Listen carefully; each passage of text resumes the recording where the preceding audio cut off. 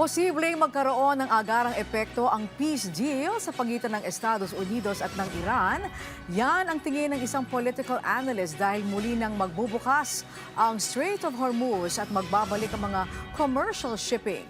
Dahil sa malaking epekto nito sa Pilipinas, inaasahang manunumbalik at magre-resulta ang inaasahang kapayapaan sa mas maayos na ekonomiya sa ating bansa. Hindi naman magiging mabilis ang stabilization ng ekonomiya, ngunit masisiguro nito ang tuloy-tuloy na trabaho para sa ating mga kababayan.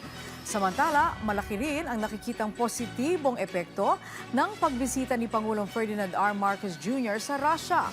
Dahil kilala itong isa sa pinakamalaking oil exporting at oil producing country sa buong mundo na maaring protektahan ang bansa sa mga epekto ng posibleng problema sa hinaharap hinggil sa langis.